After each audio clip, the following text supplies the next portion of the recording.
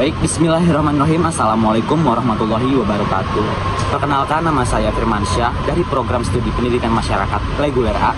Di sini saya akan membuat video sekaligus menyelesaikan tugas UTS dari mata kuliah komunikasi sosial yang ditugaskan oleh dosen pengampu kita, yakni Ibu Ani Sapitri, MPD.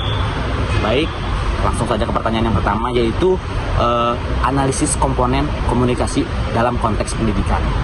Nah, model proses komunikasi biasanya terdiri dari beberapa komponen esensial. Ada biasanya yang saya akan bahas ini ada 5.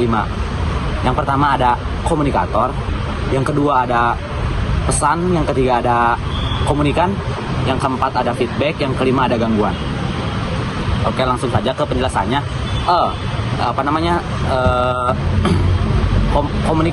Komunikator adalah pihak yang menyampaikan pesan dalam sebuah pendidikan atau proses belajar mengajar. Dan yang kedua ada pesan. Pesan ialah informasi atau penjelasan yang disampaikan, yang harus pesan ini harus berupa penjelasan yang terstruktur, jelas, dan relevan. Biasanya seperti itu. Dan lalu ada saluran. Saluran adalah kayak jalur penyampaian pesan. Contohnya kayak kita presentasi memakai PPT, itu masuk ke saluran, atau video atau lewat WhatsApp kayak gitu. Dan yang ketiga ada komunikan. Komunikan itu adalah seperti kayak penerima pesan atau audiens dalam pendidikan. Contohnya kayak siswa. Dan yang keempat ada feedback. Feedback itu ialah umpan balik atau respon dari komunikan, bisa berupa jawaban atau pertanyaan. Terus yang terakhir ada gangguan. Gangguan ini adalah opsional tapi penting juga, karena hal-hal yang mengganggu proses komunikasi itu bisa menghambat jalannya proses belajar mengajar. Biasanya gangguan itu biasanya bisa berupa gangguan fisik atau psikologis, dan yang lainnya. Di sini saya akan menjelaskan contoh penerapan dalam skenario pendidikan. Misalnya dari komunikator. Komunikator contoh guru yang menjelaskan topik. Jadi komunikator ini ialah yang menyampaikan pesan atau informasi kepada audiensnya. Contoh seperti guru menyampaikan pesan bahayanya merokok, seperti itu. Dan pesan adalah penjelasan tentang materi tersebut yang isinya harus terstruktur dan relevan. Lalu ada saluran. Saluran seperti yang dijelaskan tadi, saluran adalah penjelasan secara langsung. Bisa seperti kayak gimana ya? Kita presentasi menggunakan PowerPoint, langsung ditampilkan ke proyektor dan dilihat oleh bersama-sama, itu masuk ke saluran. Seperti itu. Lalu ada komunikan. Komunikan ini ialah audiens. Audiens, contohnya seperti komunikator menjelaskan materi, komunikan ini audiens yang mendengar. Lalu kita, audiens ini harus mempunyai feedback kepada si komunikator ini. Ya, seperti itu. Lalu kita menjelaskan soal feedback. Feedback biasanya contohnya ketika si komunikator memberikan pertanyaan, bisa berupa pertanyaan. Contoh seperti, kamu kenapa terlambat sekolah? Lalu si komunikan ini menjawab, karena saya terjebak macet, misalnya di Dramaga. Seperti itu. Jadi komunikan ini feedback ini adalah berupa umpan balik ketika si komunikator Contohnya kayak komunikator memberikan pertanyaan dan si komunikan ini harus menjawab, jadi ada timbal balik gitulah. Dan yang terakhir ada noise atau gangguan. Jadi si siswa ini bisa tidak fokus. Gangguan ini bisa berupa kayak ketika kita sedang ada belajar mengajar di dalam kelas, lalu teman kita mengajak ngobrol, jadi kita tidak fokus. Bisa juga kita berangkat ke kelas tapi pikiran kita masih di rumah, jadi kita tidak fokus dan susah untuk memahami materi yang disampaikan. Betul. Lalu yang kedua adalah tujuan dan fungsi komunikasi sosial. Secara umum, komunikasi sosial bertujuan untuk yang pertama, membangun pemahaman bersama. Jadi kayak komunikasi sosial membuat individu atau kelompok yang saling memahami nilai, norma, ide, dan informasi agar tercipta hubungan sosial yang harmonis. Dan yang kedua ada menjalin dan memelihara hubungan sosial. Bisa melalui komunikasi, manusia dapat berinteraksi. Nah, manusia dapat berinteraksi, bekerja sama, dan menjaga kedekatan emosional dalam masyarakat. Yang ketiga ada mengatur dan mengordinasikan tindakan sosial. Tujuan ini bertujuan untuk membantu masyarakat berfungsi secara teratur, misalnya dalam kerjasama, pengambilan keputusan, atau penyelesaian konflik. Dan yang keempat ada mentransmisikan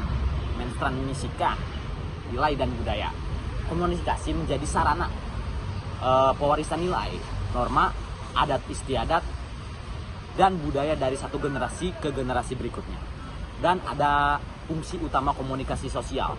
Fungsi yang pertama ialah fungsi informatif, memberikan informasi yang dibutuhkan masyarakat untuk memahami lingkungan, mengambil keputusan, dan bertindak. Contoh seperti berita tentang bantuan sosial cair atau informasi kesehatan. Jadi ada posyandu, ada pengecekan kesehatan gratis, atau pengumuman kebijakan dari pemerintah. Yang kedua ada fungsi persuasif. Fungsi persuasif ialah mengajak atau mendoktrin atau memengaruhi untuk mengubah dan perilaku seseorang atau kelompok. Contohnya kampanye aktif. Kampanye seperti kampanye anti narkoba, ajakan menggunakan helm, buang sampah pada tempatnya, atau menghimbau untuk membayar pajak. Lalu ada fungsi sosialisasi. Fungsi sosialisasi ialah membantu individu mempelajari norma, aturan, peran dalam bermasyarakat. Contohnya pendidikan karakter di manapun itu, mau di sekolah, di tempat pembelajaran formal maupun non formal. Lalu ada pengenalan adat istiadat dalam bermasyarakat atau berkeluarga. Lalu ada fungsi kontrol sosial. Fungsi kontrol sosial ini melakukan pengawasan terhadap perilaku individu di dalam masyarakat agar tetap sesuai dengan norma kehidupan.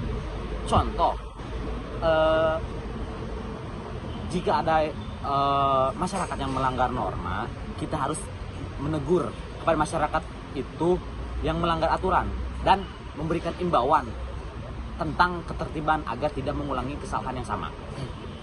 Lalu ada fungsi rekreatif. Fungsi rekreatif ini seperti kayak memberikan hiburan dan kesenangan bagi individu maupun masyarakat. Contohnya kita mengadakan acara seperti konser musik atau bazar, komedi atau layar tancap seperti itu, atau pertunjukan seni budaya lainnya.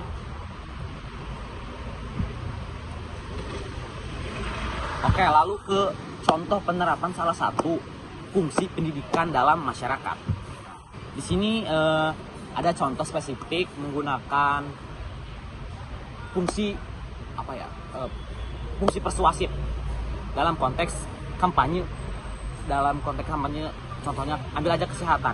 Fungsi persuasif dalam kampanye kesehatan masyarakat, dalam upaya pendidikan masyarakat, komunikasi persuasif memiliki peran penting untuk mengubah perilaku masyarakat menuju perilaku yang lebih sehat. Contoh kampanye pencegahan demam berdarah. Tujuannya untuk mendorong masyarakat melakukan 3M, menguras, menutup, dan mengubur. Bentuk komunikasinya ialah kita membuat poster bahayanya demam berdarah atau spanduk di desa yang berisi ajakan menjaga kesehatan dan kebersihan. Lalu penyuluhan bisa ditugaskan kepada puskesmas yang menjelaskan bahayanya penyakit atau nyamuk demam berdarah ini. Oke. Bisa lewat spanduk, pamflet atau video pendek di media sosial yang menampilkan akibat tidak membersihkan lingkungan di sekitar. Lalu ada peran penting fungsi persuasif, yaitu kayak mengubah sikap masyarakat yang tadinya tidak peduli menjadi waspada dan peduli, untuk mendorong masyarakat membersihkan bak mandi, got, dan genangan air di sekitar. Lalu kita harus memotivasi layaknya ibu rumah tangga untuk rutin memeriksa tempat genangan air di rumah. Jadi kalau kita membuat ajakan seperti ini mempunyai dampak, yaitu lingkungan bisa jadi lebih bersih, terus penurunan kasus demam berdarah, dan meningkatnya kesadaran hidup sehat di masyarakat. Dan yang ketiga ada perbedaan komunikasi intrapersonal.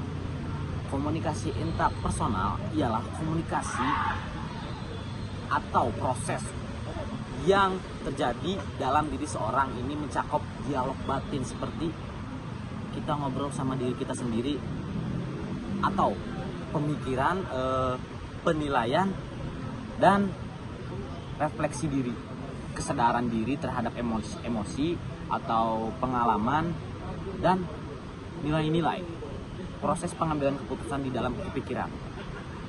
Ya, kurang lebih seperti itu. Intinya, komunikasi yang tidak melibatkan orang lain, komunikasi interpersonal ini ialah yang ada di dalam diri kita sendiri, seperti fisik.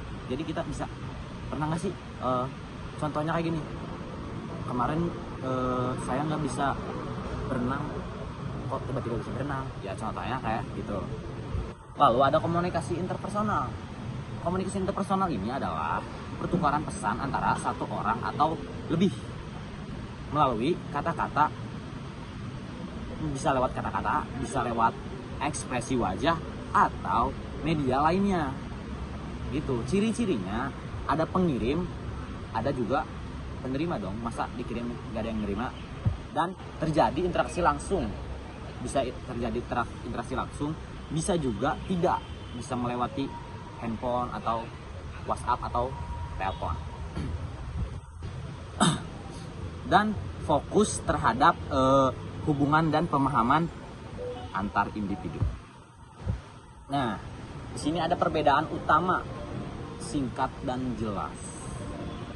Aspek komunikasi interpersonal ini adalah pelaku terjadi di dalam diri sendiri atau terjadi antara dua orang atau lebih. Bisa berbentuk self-talk, refleksi, dan evaluasi diri, atau percakapan, diskusi, atau bisa juga konsultasi. Tujuan memahami diri, mengambil keputusan, bertukar pesan, membangun hubungan, atau sifat internal, personal, eksternal, sosial, atau keterlibatan orang lain, dan lain-lainnya masih banyak. Dan ada pentingnya komunikasi interpersonal dalam pendidikan dan pengembangan diri, yaitu yang pertama membantu siswa atau kita memahami dan mengatur emosi diri kita sendiri. Jadi kita jadi bisa lebih sabar. Ya, jadi kan kayak siswa yang mampu mengenali rasa sakit, rasa takut, cemas dan bingung akan lebih siap menerima penjelasan atau pelajaran. Dan yang tadi itu yang pertama, dan yang kedua ada membentuk sikap belajar yang positif seperti self talk. Seperti saya bisa memahami nih jika pelan-pelan dan lebih fokus kayak gitu. Dan yang ketiga ada mengoptimalkan konsentrasi.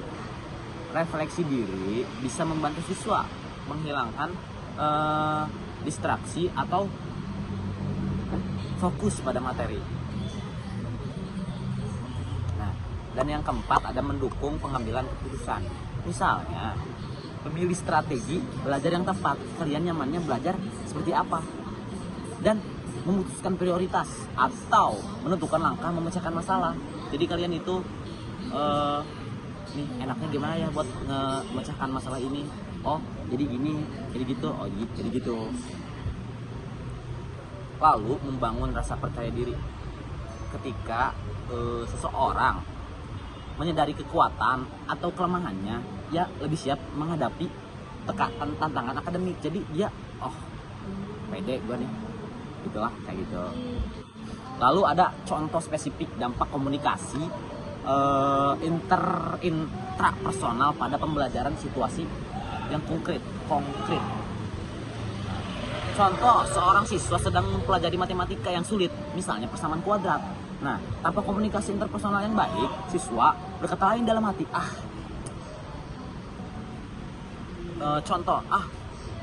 gua mah nggak bisa nih MTK, soalnya nggak pinter ngitung dari SD juga. Jadi kita mempunyai emosi negatif itu jadi menguasai pikiran kita, jadi kita pesimis duluan kayak gitu.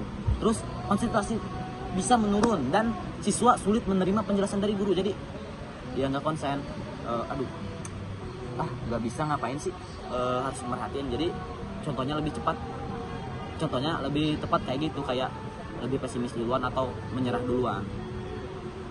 Nah, lalu kedua ialah tadi yang pertama, yang kedua adalah dengan komunikasi interpersonal yang positif.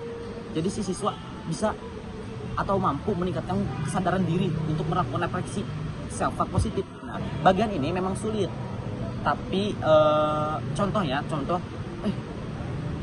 susah belajar matematika mah. Tapi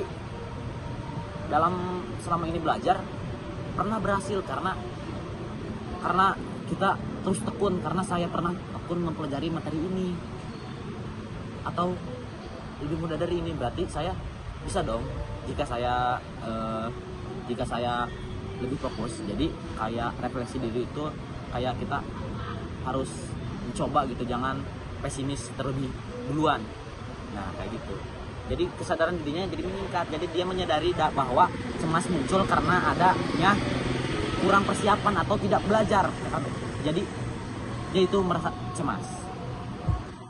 Lalu dampak yang positif ialah motivasi kepada diri bisa meningkat. Terus kita lebih bisa fokus mendengarkan penjelasan seorang guru atau dosen atau orang tua gitu. Terus kita juga bisa memproses atau cepat memecahkan masalah menjadi lebih gampang dan sistematis, dan hasil belajar bisa lebih meningkat dan signifikan. Nah, lalu ada contoh dalam pemecahan masalah. Seseorang yang sedang pelatihan memperdayakan masyarakat harus mencari solusi untuk mengatasi sampah yang berserak, yang selalu membuang sampah secara sembarangan di kampungnya. Jika komunikasi interpersonal baik, lalu ia mengatasi situasi objektif. Nah, ini membuatnya lebih cepat percaya diri dan mampu menyampaikan solusi secara efektif kepada kelompok masyarakat tersebut. Yang keempat ada analisis komunikasi interpersonal. Komunikasi interpersonal yang efektif sangat krusial karena dapat membangun hubungan sosial yang sehat. Jadi komunikasinya bisa jelas, terbuka, dan saling menghargai. Saling menghargai untuk membuat hubungan antara individu menjadi harmonis, baik di keluarga, sekolah, maupun di masyarakat. Dan yang kedua ada meminimalkan kesalahpahaman. Dengan komunikasi yang baik, pesan yang disampaikan lebih mudah dipahami dan jelas, sehingga konflik atau miskomunikasi itu lebih kurang. Dan yang ketiga ada mendukung kerjasama atau kolaborasi. Dalam dunia pendidikan, guru, siswa, dan orang tua atau staf sekolah dapat bekerja sama dengan lebih baik jika komunikasi secara baik dan efektif. Dan lalu ada yang keempat, meningkatkan efektivitas pembelajaran. Siswa akan lebih mudah memahami instruksi atau penjelasan guru dan bertanya dengan nyaman dan merasa dihargai. Ini meningkatkan motivasi belajar bagi siswa-siswa dan hasil akademiknya pun jadi bagus. Dan yang kelima ada memperkuat dukungan emosional. Jadi komunikasi interpersonal yang empatik membantu seorang merasa didengar dan dipahami, terutama ketika menghadapi suatu cobaan atau masalah. Nah, terus ada di sini ada 3 kualitas atau keterampilan untuk memahami interpersonal yang efektif. Nah, yang pertama adalah empati. Apa itu empati? Empati adalah kemampuan untuk memahami perasaan, perspektif, dan kondisi emosional orang lain tanpa menghakimi. Jadi kita, oh tahu nih dia lagi gini, tapi kita jangan menuduhnya atau menghakiminya kayak gitu. Terus yang kedua ada mendengarkan secara aktif, mendengarkan dengan penuh perhatian, terus kitanya memberikan feedback atau respon yang baik, memahami isi dan emosi pesan, serta tidak menyela omongan orang. Dan yang ketiga ada keterbukaan atau kejujuran, bersedia menyampaikan informasi secara jelas dan jujur dan apa adanya, serta terbuka pada umpan balik. Nah, kualitas yang lain juga penting, kayak kejelasan pesan, menghargai atau mengendalikan emosi, ya gitu. Lalu ada analisis salah satu kualitas empati dalam konseling. Nah, mari pilih empati dan jelaskan bagaimana kualitas ini mempengaruhi dinamika diskusi antara seorang konselor atau konselor dan siswa. Apa itu empati dalam konseling pendidikan? Yaitu empati adalah kemampuan konselor untuk menangkap emosi siswa, memahami perspektif siswa, terus memberikan respon yang selaras atau kebutuhan emosional siswa, lalu menghadirkan kehangatan dan rasa aman bagi siswa. Lalu ada dampak empati terhadap dinamika diskusi konselor dan siswa. Yang pertama ialah menciptakan rasa aman bagi siswa. Siswa yang sedang menghadapi masalah akademik sering merasa malu atau takut, lebih kecemas dan dia takut salah gitu. Jadi takut salah. Dengan empati konselor menggunakan kita jadi ngomongnya kayak menggunakan nada halus, menunjukkan bahwa perasaan siswa itu valid atau benar, dan kita juga tidak boleh menghakimi. Nah, jadi dampaknya ke siswa itu merasa aman untuk bercerita apa adanya atau jujur. Lalu ada mendorong kelancaran komunikasi. Siswa lebih mudah membuka diri jika ia merasa dipahami. Konselor yang baik dan empatik menggunakan kalimat seperti kayak, saya bisa memahami bahwa situasi ini membuat kamu tertekan, atau saya tahu kamu di sini nggak nyaman, jadi kita pindah aja ke tempat yang lebih nyaman, kayak gitu. Jadi hasilnya siswa itu bisa lebih banyak berbagi informasi penting tentang kesulitan belajarnya atau kesulitan akademiknya lah, kayak gitu. Dan yang ketiga adalah memperbaiki pemahaman konselor terhadap masalah sebenarnya.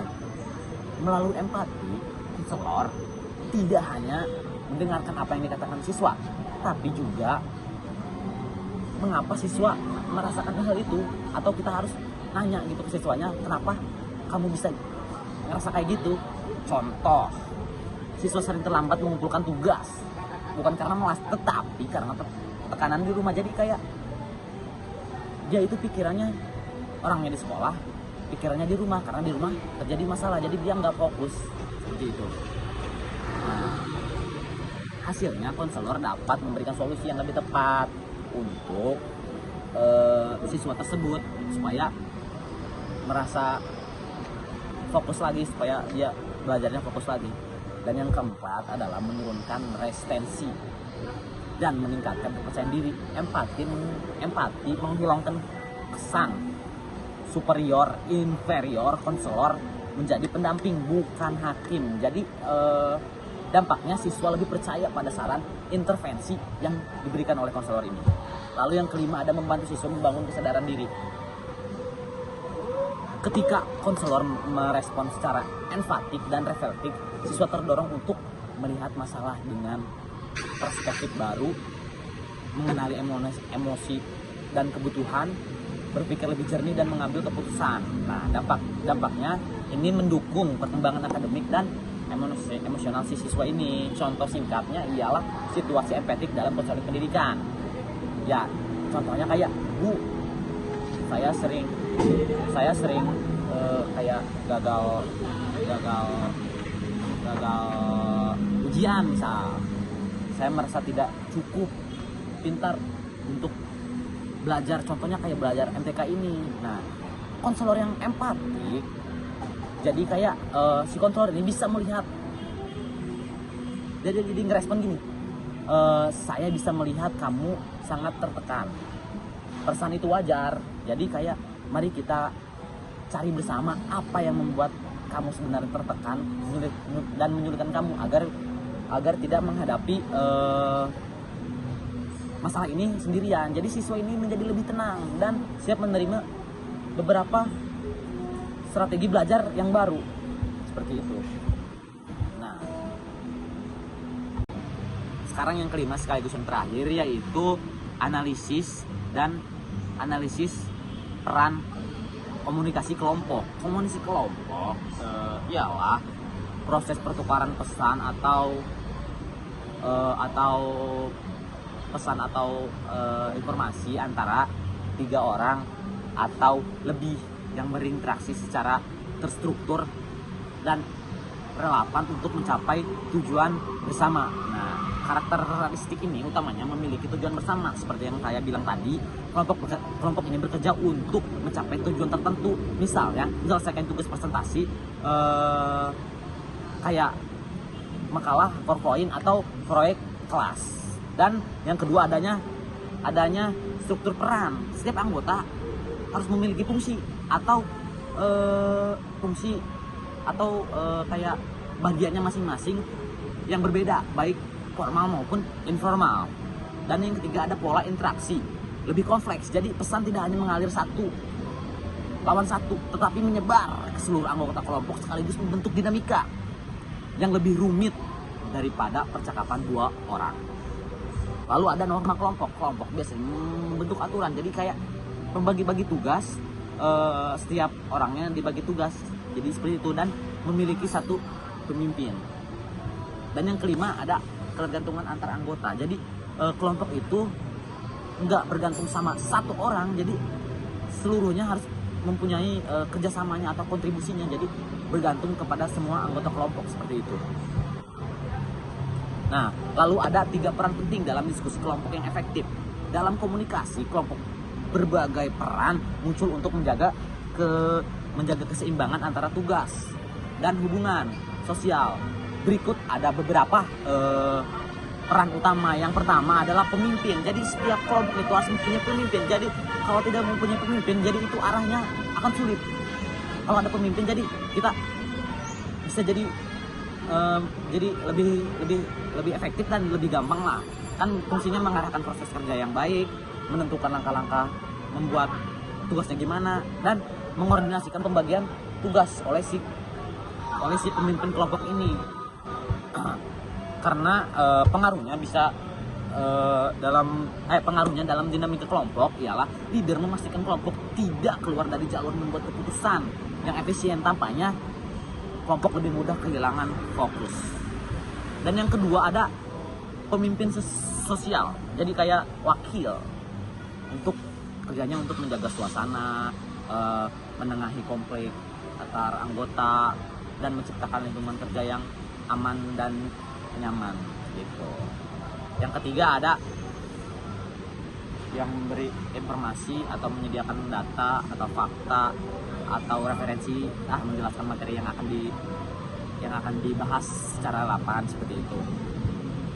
Lalu ada interaksi dan dampak peran-peran ini terhadap tujuan akhir kelompok konteks kampus. Dalam tugas kelompok di kampus, ketiga peran ini saling penting. Ketiga peran yang tadi itu sangat penting dan membentuk dinamika yang produktif. Nah, adapun dinamika yang penting dan saling mengabdi, yaitu yang pertama adalah kolaborasi. Jadi si kolaborasi pemimpin, jadi si pemimpin ini membutuhkan data dari si pemberi informasi untuk menentukan strategi yang cepat. Contoh, si pemimpin menentukan struktur presentasi informasi. Si informasi ini menyediakan teori atau jurnal atau data yang sudah ada dan mendukung seperti itu. Jadi hasilnya kerja kelompok ini lebih terarah dan berbasis bukti. Lalu ada dampak. Nah, dampak gabungan terhadap tujuan akhir kelompok. Dalam konteks tugas kampus seperti presentasi kelompok, laporan penelitian, proyek video, analisis kasus, ketiga peran ini menghasilkan kayak kerjasama lebih cepat dan teratur. Lalu kelompok lebih kompak dan termotivasi, hasil akhir lebih baik dan sangat memuaskan. Oke, sekian dari saya. Kayaknya segitu aja penjelasan dari Firman. Kurang lebihnya mohon maaf bila ada salah kata dalam menjelaskan tugas ini, mohon dimaafkan. Sekian dari saya. Wassalamualaikum warahmatullahi wabarakatuh.